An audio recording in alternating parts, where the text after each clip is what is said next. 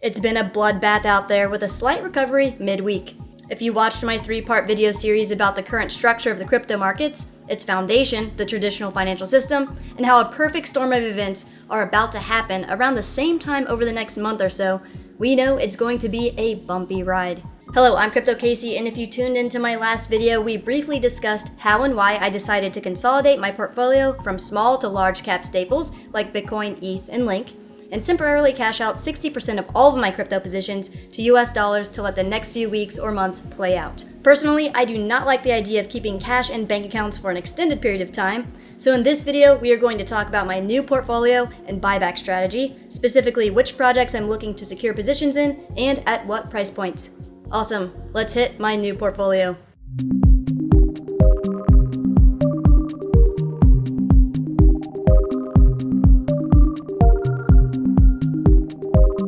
Just a little background before we get started. I've been investing in all kinds of cryptocurrencies since 2015. And one of the only times I completely sold out of a position was in the last bull cycle when EOS hit its all-time high around $22. Typically, I heavily research a project before investing in it. However, with EOS, I watched one YouTube video shilling EOS as the Ethereum killer, and at the time, it was about 60 cents per token. So I thought, hey, what the heck? I'll throw some in to hedge my ETH with this ETH killer without looking much into it. But then, during the bull run, when EOS hit $22, I started freaking out a little because there was a lot of money I wasn't expecting on the table, and I hadn't done any independent research at all, which made me think it might be a scam. So I sold it for around $20 per token and used the profit to pay off my student loans. Happy story, right? Yes, but it could have been happier. 2017 was my first bull run, and all of my well-researched projects were extremely high as well. However, EOS was the only one I sold, and in a flash, all of my potential profit came crashing down, and then ensued the extended bear market. From that time back in 2017 until the last few weeks, I didn't really sell any crypto. Sure, I parlayed some profits made from alts during some run-ups into Bitcoin and ETH, but still, all in all, I've hodled strong and stayed in crypto, not cashed out. If you're curious about the reasons I decided to cash out and stay on the sidelines temporarily, you can check out my latest video by clicking on the link above. As you can probably imagine, from 2015 to 2021, without having sold much along the way, I had accumulated a ton of different cryptocurrencies, and was still holding some of the best performing cryptos from the previous bull run, like IOTA and NEO, even though they really haven't been doing much lately. So although it felt strange and dirty to exit most of my alt positions, I was able to cleanse my portfolio and now have some cash on the sidelines ready to get back in hard and heavy once the dust starts settling. I've broken down this video into 3 simple sections where we will look at historical support levels on the charts, projects I think have the most upward price potential in the next bull trend, and the price points I'm considering buying back in at. Let's hit section 1. Historical support levels. So currently, most of the cryptocurrency market has lost 50% of its market cap since the all-time high in mid-April. Bitcoin hit 60,000, and at the time of this video, we are struggling at $30,000 and have broken 30,000 support levels and continue to oscillate there for now. Some people think we will bounce off this support level and surge upwards, but I disagree. I think we will drop more until more clarity around the myriad of things creating this perfect storm of doom, including Tether, Binance, US debt limit, end of rent, mortgage eviction moratoria, SEC crypto regulation deadline, COVID Delta hysteria, impending flu season approaching in the northern hemisphere. Just a lot of stuff, guys. And both stock and crypto markets need confidence and certainty to perform, both of which are nowhere to be found at this moment in time. So with that said, some people think we have adequate support at around 22,600, and if you zoom into that December-January time period, maybe if we hope and pray hard enough, that could qualify as some semblance of support, but I doubt it. I mean, if you zoom out to a year's worth of data, I just don't see it. Considering that we've already fallen 50%, and considering that I believe rehypothecation of Tether, among other things, are still causing the prices of crypto to be artificially inflated by 30 to 40%. This support level makes the most sense for me at around $18,000 to $20,000, which was around December 11th of 2020. And as much as I hate to say it, even if we consider that the crypto markets have fallen 50%, and take into account Tether's outrageous token printing, along with exchanges pushing margin and leverage trading, looking at this chart showing Tether's market cap, the last time it increased by not a drastic, exponential, unsustainable amount was around August of 2020. At the time, Bitcoin was fighting that 12K resistance area. Is 12K in the cards? 10K has even more support, also during a time when Tether was quite tame. It's all going to depend on what regulations come to fruition, how Tether is extracted from the market, and a myriad of other things that I explain in the 3-part video series I mentioned earlier. So check them out to get the full scoop if you haven't already. Again, this is just my bearish prediction. I could be completely wrong and crypto surges into the next bull trend despite all the uncertainty and never falls to the buyback price points we discuss in this video. But that's part of the beauty of crypto, the craziness and uncertainty. Nice. So let's talk about which projects I'm looking to secure new positions in, potential price points in a bearish scenario, and overall entry strategy. Section 2. Crypto Casey's new portfolio. Let's briefly go over the projects I'm keen to invest in when rebuilding my new crypto portfolio. Keep in mind, these are cryptocurrencies I'm looking at besides the staples Bitcoin and Ether. Also, if I'm wrong about the bearish downtrend and none of the price points are ever reached, all of these projects will still be in my new portfolio, and if we're especially bullish, I will also consider adding new small cap alts. Awesome. Here we go. Polkadot. It's currently around $12.94 right now, and based on the minus 25, 40, and 60% pullback schedule we discussed earlier, the price points I'm looking at are $9.50, $7.50, and $5 per token. Why Polkadot?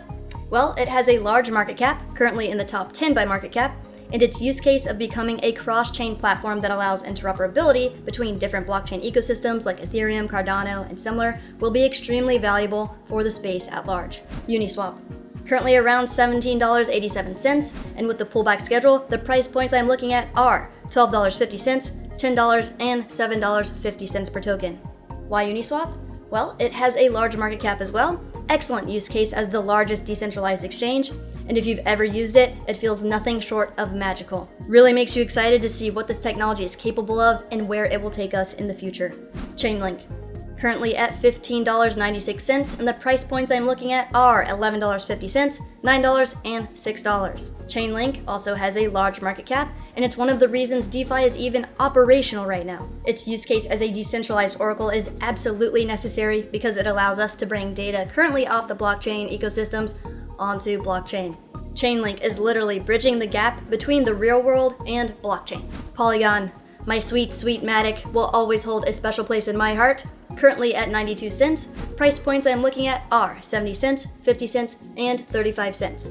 Polygon is one of the top layer 2 solutions that will carry Ethereum through its 2.0 upgrade over the next few years. Its ecosystem is growing like crazy, it's fast and efficient, and will still be relevant after the completion of the 2.0 upgrade because there is enough space in this market for multiple platforms to exist, and every day it's becoming more and more entrenched in the Ethereum ecosystem.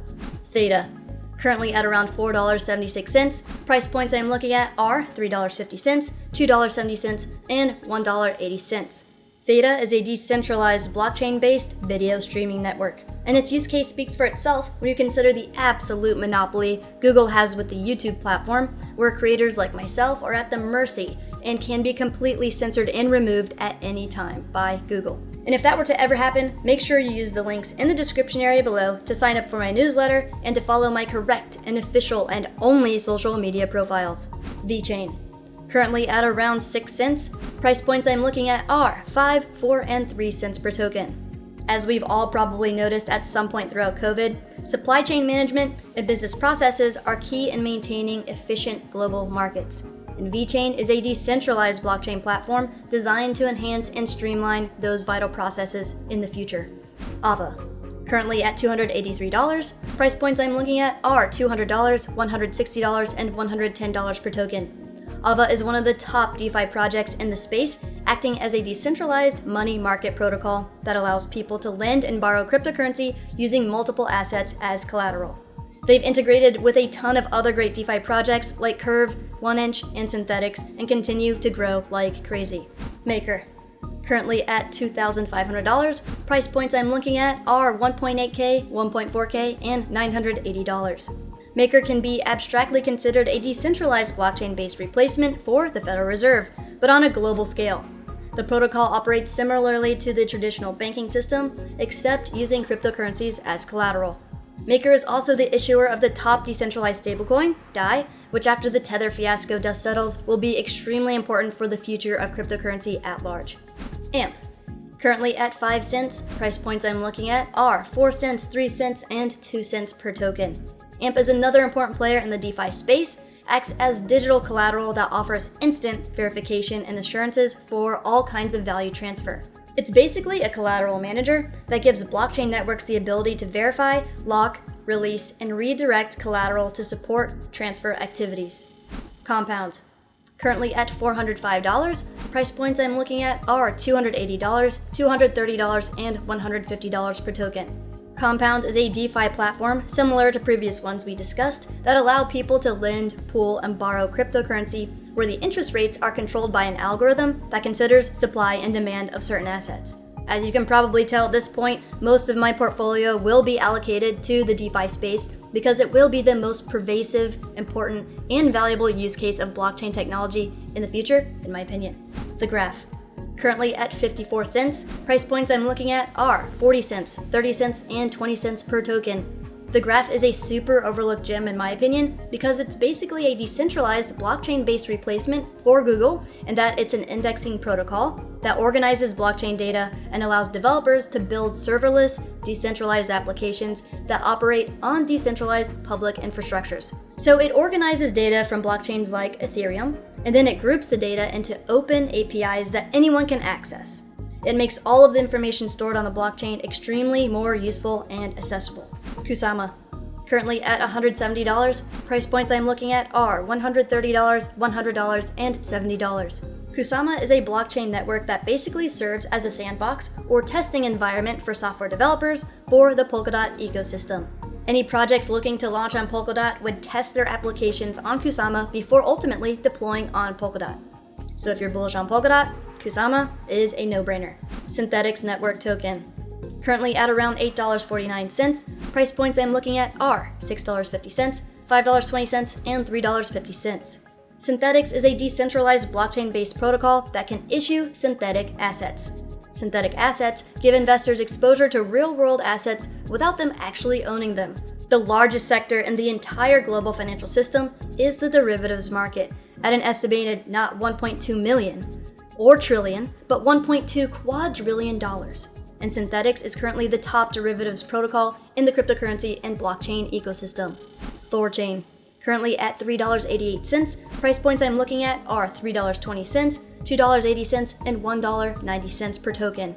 Thorchain is a decentralized liquidity solution that allows its users to seamlessly move cryptocurrency across different platforms like Bitcoin to Ethereum or Polkadot or Solana or similar. Cross-chain transactions and the ability to swap assets between different ecosystems are extremely useful and will be important for the future of the cryptocurrency space. Axie Infinity. Currently way up at the moment, $31 per token. This one I'm probably not going to buy, but I'm going to pay attention to it and similar projects that start to roll out. Here's why. Following the DeFi craze, once more development takes place over the next few years, gaming will be revolutionized by blockchain and tons of money will flood into the space.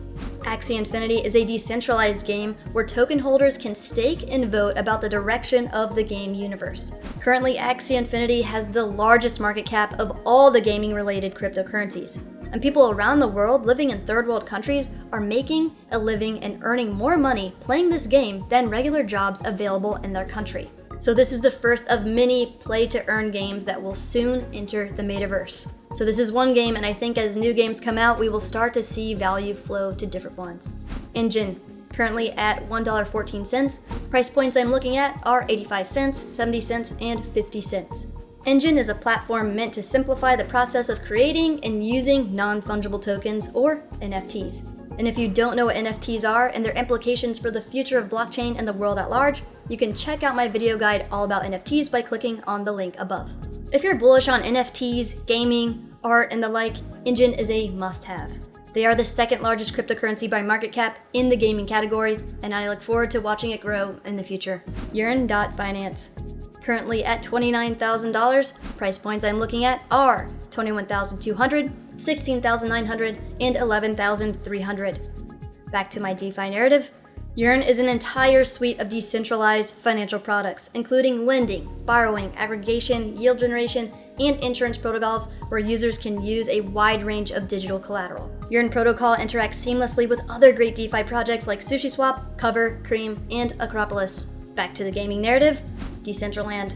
Currently at 60 cents, price points I'm looking at are 45 cents, 35 cents, and 25 cents. Decentraland is a virtual reality world built on the Ethereum blockchain where users can buy digital land, build on it, monetize it, and interact with other content created in its universe. People can buy, sell, use, and trade NFTs on the platform, as well as explore and interact with other users. Super bullish for the future of this project. Last, and definitely least, this is an extremely unpopular opinion, but it's on my list for reasons I will explain. Dogecoin. Currently at 19 cents, price points I'm looking at are 14 cents, 11 cents, and 8 cents. Dogecoin is still in the top 10 by market cap at the time of this video, and its use case is none really. But currently it represents a strong psychological and philosophical movement of David and Goliath, us versus Wall Street, us versus the government, us versus big corporations, us versus hedgies. So there is abstract value in that. But most importantly, I really want to buy that Tesla Roadster using Dogecoin when Tesla starts accepting it as payment. Section 3. Reentry into the market strategy. So I gave you guys my prediction about the market downtrend and the price points I'm watching for each project. I will be implementing DCA or dollar cost averaging strategies. Dollar cost averaging is when you choose a specific amount of funds to allocate towards investments at a certain frequency. For example, you can choose to buy $10 worth of Bitcoin once per week. If you do that every week for several months and years, you basically reduce your exposure to price volatility and don't have to worry about trying to time highs and lows in the market. If we ever reach the first leg of the potential downturn at minus 25% from where we are, I will begin investing a certain amount either daily or weekly. It will depend on if we are going through a slow bleed out or if we experience a severe crash. In a bleed out, I would do weekly investments. In a crash, I would do daily because of the increase in volatility. If we pull down to that minus 40% price point from where we are now, I will likely double the amount I invest daily or weekly. I will do most of my buying here if we reach this point because although I might be catching a falling knife, it would be an amazing time to get in if you plan on holding for the long term. God forbid we drop down 60% or more from where we're at. I will outright buy the positions I ultimately want and stop DCAing because those would be some great, amazing, unprecedented deals that I don't think we will ever see again. Especially if and when the tethers of the crypto world are out and not artificially pumping or propping up prices. And as for the percentage allocation for each project within my new portfolio, besides for Bitcoin and Ether, this is what I'm thinking right now. 50% will consist of DOT, Uni, Link, Matic. 30% AVA, the Graph, Maker, AMP, Compound, Synthetics, and Yearn. 19% Theta, VeChain, Kusama, Thorchain, Engine, and Decentraland. And 1% Doge. Nice. So as always, when I buy back in, I do not keep my crypto on exchanges. I promptly transfer them out to my cold storage hardware wallet. I strongly suggest you do the same if you're looking to hold crypto for the long term. You can scroll down to the description area below to access the correct and official sites of my recommended hardware wallets. BC Vault is my personal favorite. Another option is the Ledger Nano Backup Pack, so scroll down to check them out. Awesome. Thanks for taking the time to watch this video. If you enjoyed the content, please make sure to like this video and subscribe to my channel for more crypto content. So, what do you guys think of my picks? Which ones do you agree or disagree with? What project should I consider adding? Let me know in the comments below. Be safe out there.